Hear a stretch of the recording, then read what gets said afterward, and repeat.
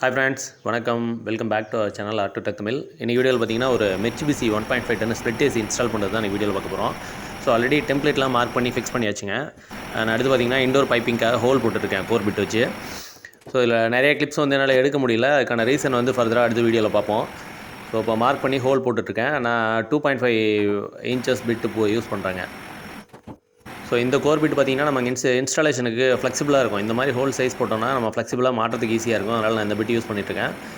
கொஞ்சம் இந்த மாதிரி ட்ரில் பண்ணுறப்போ பார்த்திங்கன்னா கொஞ்சம் வேலை பார்க்குறதுக்கு யூனிக்காக இருக்குங்க. ஹோல் வந்து கரெக்டாக ஷேப்பில் விழுவோம். கீழே வந்து அன்வான்டாக கேப் எதுவும் தெரியாது. இப்போ வந்து ஹோல் போட்டு கிட்டத்தட்ட முடிச்சாச்சுங்க. ஸோ பாருங்கள் எந்த சைஸில் வந்துருக்குன்ட்டு. நான் அடுத்து வந்து இண்டோரை தூக்கி மாட்ட வேண்டியதான். ஸோ இதுலேயும் பார்த்தீங்கன்னா ஃபாஸ்ட் ஃபார்வர்டில் தான் வச்சுருக்கேன். ஸ்லோவாக எதுவும் பண்ணல. இதில் வந்து 2 கேபிள் வருங்க. Stabiliser to output to indoor, outdoor to indoor இப்படி தான் வரும். 2 3 கோர் கேபிள் யூஸ் பண்ணுறாங்க. ஸோ இது ஆல்ரெடி ரிமூவ் பண்ண வீடியோவும் போட்டிருந்தேன். ஏசி ஸ்ப்ளிட் ஏசியை நான் அடுத்து ஃபிக்ஸ் பண்ணுற வீடியோ தான் இது. ஸோ இண்டோர் தூக்கி மாட்டியாச்சுங்க. அண்ட் ஸ்டெபிளைசரை ஃபிக்ஸ் பண்ணிட்டு அடுத்து அவுட்டோரில் வேலையை பார்க்கலாம் அப்படின்னு சொல்லிட்டு ஸ்டெபிளைசரை மாட்டிட்டேன். அண்ட் பவர் கனெக்ஷன் மட்டும் கொடுக்காம வச்சுருக்கேன். ஸோ அவுட்டோரில் பார்த்திங்கன்னா அவுட்டோர் பைப்பிங் வந்து என்னை ரொம்ப வேலை வச்சுருச்சுங்க. ஸோ இது வந்து 5/8 பைப்பு, 5/8 1/4. அண்ட் 5/8 பைப்புங்கிறப்ப பார்த்திங்கன்னா 2 எல் ஷேப்பில் ஆல்ரெடி இருந்த இடத்துல வளைச்சிருந்தாங்க. அதனால் என்னால் வந்து ஸ்ட்ரைட்டன் பண்ணுறதுக்கு ரொம்ப சிரமப்பட்டேன். பைப் என்னால் முடியவே இல்லை, ரொம்ப ஹார்டர் ஆகிடுச்சு. ஸ்ப்ரிங் பெண்டர் போட்டு யூஸ் பண்ணி பார்த்தேன். கடைசியாக ஸ்ப்ரிங் பெண்டர் பார்த்திங்கன்னா உள்ளே ஸ்ட்ரக் ஆகிடுச்சு. ஸோ அந்தளவுக்கு இந்த பைப் பார்த்திங்கன்னா ரொம்ப ஹார்டர் ஆகிடுச்சு. ஸோ அதனால் ஒன்றுமே பண்ண முடியல. முடிஞ்ச அளவு ட்ரை பண்ணி பார்த்தேன். இதுக்கே கிட்டத்தட்ட ஒரு 2 ஹவர்ஸ் மேலே எனக்கு ஸ்பெண்ட் பண்ணுற மாதிரி ஆயிடுச்சுங்க. பைப்பை வந்து ஸ்ட்ரைட்டன் பண்ணி பாட்டம்லேருந்து இண்டோர்லேருந்து அவுட்டோர் கனெக்ட் பண்ணுறதுக்கு என்னால் வந்து ரொம்ப சிரமப்பட்டு ஸ்ப்ரிங் பெண்டர் பார்த்திங்கன்னா அந்த ஸ்ப்ரிங் பெண்டர் தாங்க இன்னர் ஸ்ப்ரிங் பெண்டரை உள்ளே விட்டு ஸ்ட்ரைட்டன் பண்ணிட்டேன். ஸோ அடுத்து வந்து நம்ம ஷேப்புக்கு வளைக்கலாம்னு சொல்கிறப்போ உள்ளே மாட்டிக்கிச்சிங்க. ஸோ அந்த பெண்டர் வேஸ்ட்டாக போய் அதுக்கப்புறம் கட் பண்ணி ஸ்ட்ரெச்சிங் பண்ணி வெல்டு பண்ணுற மாதிரி ஆயிடுச்சு. சத்தான இளநீ எடுக்கிற காமெடி மாதிரி ஆயிடுச்சுங்க. கிட்டத்தட்ட 2 மணி நேரமாக போராடி அதுக்கப்புறம் தான் சரின்னு சொல்லிட்டு அதை கட் பண்ணி திரும்ப வந்து ரீவெல்டு பண்ணி ஷேப்பு கொண்டு வந்து மாட்டியிருக்காங்க. அதே போல் நான் பார்க்குற வேலையை வந்து வீடியோஸாக போகிறது வந்து நான் பர்ஃபெக்டாக பண்ணுறேன், இல்லை கஸ்டமர் நிறைய பேர் பிடிக்கணும் அப்படிங்கிறதுக்காகலாம் இல்லைங்க. நான் பண்ணுற வேலையை வீடியோ எடுக்கிறேன், ஜஸ்ட் வீடியோ அப்லோட் பண்ணுறேன். பசங்க நிறைய பேர் கற்றுட்ருக்காங்க. இப்போ நிறைய பேர் வந்து என்கரேஜ் பண்ணியும் மெசேஜ் கமெண்ட்லாம் போடுறாங்க. ஸோ அதனால் என்னால் முடிஞ்சதை நான் செய்கிற வேலையை வீடியோவாக அப்லோட் பண்ணுறேன். முடிஞ்ச அளவுக்கு எல்லாமே அசம்பிள் பண்ணி ரெடி பண்ணிட்டேங்க. அதுக்கப்புறம் என்னால் வீடியோவே எடுக்க முடியல. வெல்டிங் பண்ணது எல்லாமே பார்த்திங்கன்னா ரொம்ப டைம் எடுத்ததுனால வந்து நான் வீடியோ எடுக்கவே இல்லை.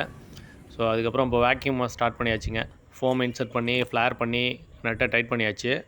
இப்போ வேக்யூம்க்கு எல்லாம் ரெடி பண்ணிகிட்ருக்கேன். ஆக்சுவலி நான் இன்ஸ்டாலேஷனில் ஃபேஸ் பண்ணுற பெரிய விஷயம் இதுதாங்க. பழைய ஓல்டர் பைப்பாக இருந்ததுன்னா பைப்பை வந்து பெண்ட் பண்ணுறது ரொம்ப க்ரிட்டிக்கலாக இருக்குங்க. ஸோ அந்த மாதிரி உங்களுக்கு எதாவது இருந்தால் கமெண்டில் சொல்லுங்கள்.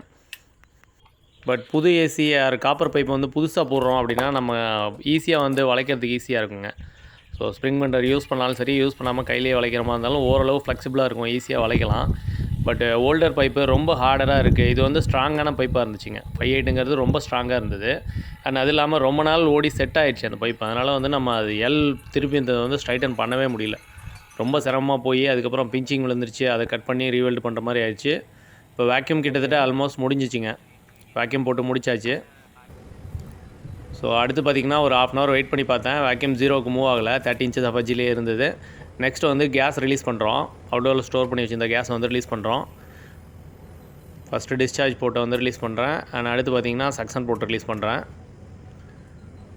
ஸோ ஏசி இன்னும் ஆன் பண்ணல.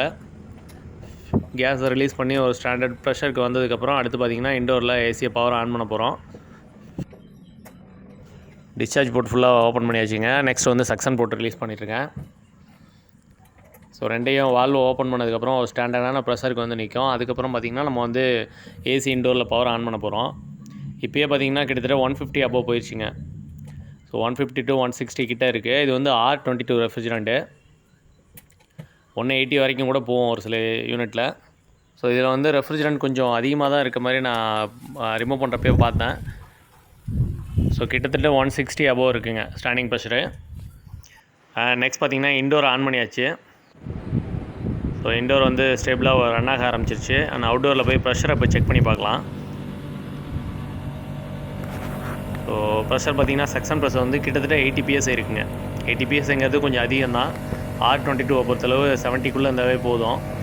நெக்ஸ்ட் பார்த்திங்கன்னா இந்த யூனிட்டோட ஒயரிங்கு 2 பேராக வருங்க. LNங்கிறது ஸ்டெபிளைசர்லேருந்து ஒரு லைன் நியூட்ரலுங்க. அடுத்து 1 வந்து outdoor to indoor phase. And 2Nங்கிறது நியூட்ரலு. 3 வந்து சிக்னலுங்க. இன்டோர்லேருந்து சிக்னல் வந்ததுக்கப்புறம் அவுட்டோர் கம்ப்ரஸருக்கு பவர் போகும். ஸோ இந்த ஒர்க்கே என்னால் வந்து வீடியோ எடுக்க முடியலங்க. ஸோ அடுத்து பார்த்திங்கன்னா இதுவும் மேலே நானோதிசிவ் டேப் போட்டாச்சு. வேலை ஃபுல்லாகவே முடிஞ்சிங்க. ஏசி நல்லாவே ரன் ஆகுது. நெக்ஸ்ட் பார்த்திங்கன்னா இந்த டம்மி ரிமூவ் பண்ண டம்மி நட்டுலாம் எல்லாமே போட போகிறோம். ஸோ டம்மீஸ்க்கு கண்டிப்பாக நான் டெஃப்லான் போடுவேங்க. டெஃப்லான் போட்டு தான் டைட் பண்ணுவேன். பிகாஸ் இந்த வால்வு பார்த்திங்கன்னா R22லாம் பழைய மாடல், ரொம்ப பழசு இது. ஸோ அதனால் இதில் லீக்கேஜ் ஆகிறதுக்கு நிறைய வாய்ப்பு இருக்குது. அதனால் வந்து டெஃப்லான் போட்டு ஃபுல்லாக டம்மியை க்ளோஸ் பண்ணிடுறது.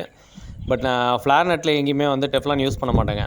ஸோ ஃபஸ்ட்லேருந்தே எனக்கு அந்த பழக்கம் கிடையாது. ஸோ அது தேவையும் இல்லை. நான் பண்ண வரைக்கும் எங்கேயுமே லீக் ஆனதில்லை. அதனால் வந்து ஃப்ளார் நட்டில் டெஃப்லான் நான் யூஸ் பண்ணவே மாட்டேன். ஓகே ஃப்ரெண்ட்ஸ், ஏசி நல்லாவே ஒர்க் ஆக ஆரம்பிச்சிச்சு. இந்த வீடியோ பிடிச்சிருந்தா லைக் பண்ணுங்கள், ஷேர் பண்ணுங்கள். இது வரைக்கும் நம்ம சேனலை சப்ஸ்கிரைப் பண்ணாமல் நீங்கள் வீடியோஸ் பார்த்தீங்கன்னா மறக்காமல் சப்ஸ்கிரைப் பண்ணிட்டு கூட பெல் ஐக்கானை ப்ரெஸ் பண்ணுங்கள். தேங்க்யூ.